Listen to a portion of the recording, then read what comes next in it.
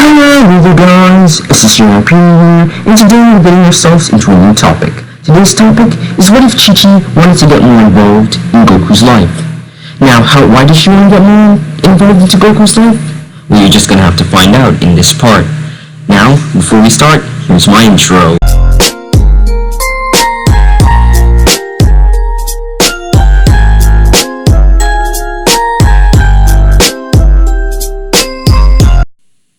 This what if begins at the end of Dragon Ball. Specifically in a filler arc, actually. This filler arc covers Goku and Chi-Chi's marriage. So they're basically tasked with getting Chi-Chi's wedding dress back from the frying pan, which, if you don't know, is the mountain that's literally on fire. This is where the Ox King and Chi-Chi lived. Now, Goku and Chi-Chi are going on a quest to find the Bancho fan, to finally put out the mountain. As they do, they will come up to an old lady, who would tell Goku of where to go, and she would actually train Chi-Chi on how to become a better wife. But here's where Chi-Chi would realize that Goku is a fighter, and that he will always love fighting, and she can't stop him. This is where she decides not to only be the best for her family, but to also be the best for Goku as well. Though she will not just lay off of everything that she actually wants for her family, she realizes that she can't just stop who Goku is. And this prompts her to go to Bulma. And she would actually ask Bulma for help to find the Dragon Balls. And on her mind, really, she would want to ask Shenron, why does Goku want to fight so much? Or how can I even please him, to be fairly honest? And that's what she'd do. And in this part, she'd actually learn that Goku is an alien. This shocks her. But she can't deny the feelings that she has for him. And after learning that Goku's a warrior race, is from a warrior race I should say, known as the Saiyans, the next year, she gathers the Dragon Balls again, and wishes to become a Saiyan. As she does, her power rises. From 220 to 260. Goku is shocked in her actual, sudden burst of power. And this is where she'd actually start to ravage, and she'd actually try and attack Bulma. Luckily, Bulma would manage to get away, and would fly off with the fastest jet she has. And she would confront Goku about what Chi-Chi and her did, and she did. After he finds out that he's an alien, Goku's shocked, but knows that Chi-Chi will be in danger. Especially because she's actually pregnant right now. And this is where things start to change, as Gohan will become a full-blooded Saiyan in this part.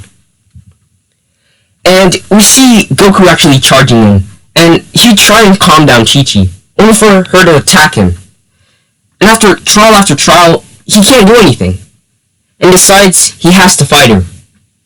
And with regret, he fights her, and actually manages to knock her out.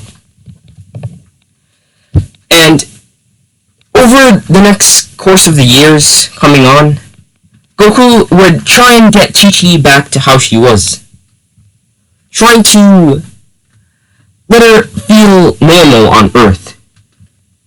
But this would actually cause Goku to do much more training in the last part of the 3 years. And this would grow his power. And how he's actually normally 400, which is what I'm gonna actually use in this part. So his power level was 416 in the Raditz Saga, and his power is actually gonna grow from that, and it's gonna stem to 500 from the constant battles he has with Chi-Chi, trying to make her calm down, and her just getting overly excited and just starting to fight him, without even warning. Chi-Chi herself would grow immensely in power, going from that once 160 all the way to 300, which shocks Goku on her actual potential. And this would continue on. And Gohan himself would have a much higher drive to fight, and would be training every day. And earlier than in canon, they'd figure out that Gohan has a rage boost, where he single-handedly actually beat both his father and his mother, who were actually trying to tag team him. From his power actually going from the 250 that it was at, going all the way to 1,000. And he just literally wrecked them in one punch. And it literally shocked them, because he was using all his power at once. He wasn't even, like, holding back at all. They would train and train, and they'd build a new family dynamic. And Gohan would actually explore the world more. And he would learn that he actually likes knowledge, and would actually begin to go into, like, studying. But this is only, like, on, like, the down low. When he mostly, in his day, he's mostly training. But he does like studying still. And Chi-Chi would actually start to actually remember a lot of her, like, training at home that she had, her cooking skills, and actually all her knowledge, and would actually teach Gohan as well once she realized that he actually had an interest in studying. And she would actually almost get back to being kind of human, but would have a strong Saiyan drive. And this would lead all the way to the Raditz saga, as I said, where when Raditz actually tries to grab Gohan from his family, immediately he gets punched down, as Gohan wastes no time. Goku and Chi-Chi then tag team Raditz, completely knocking him down to the floor, shocking him to the core. He decides to go Ozaru, and he decides to just completely wreck everyone there. Krillin is basically almost dead, Master Roshi's running away for his life, Bulma's trying to hide underneath the sea, Goku and Chi-Chi are trying to face him off, and Gohan's just turned Ozaru and is starting to beat everyone up. Goku in this time doesn't decide to go Ozaru, because he actually did get back his tail in this time. Through actually trying to become more Saiyan, as Chi-Chi would actually, for some random reason, would know much more about the Saiyans. And this comes to the changes that actually happened. Shenron actually changed her mindset, her physiology, and most of her experiences.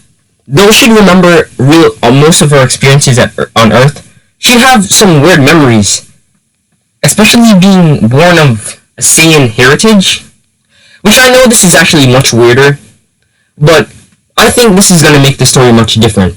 Because I know most people wish have the Z Fighters becoming like Saiyans or other things like that, and they keep the same memories. But I want to do something different.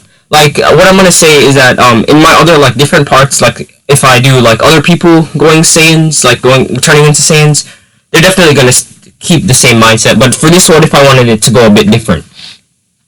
But yeah, guys, without further ado, this is gonna be SSJ Hyperion signing out, and I hope you guys like this little bit of exposition. And just so you know, Goku still dies anyways. Chi-Chi barely hangs on to life before actually finishing Raditz off.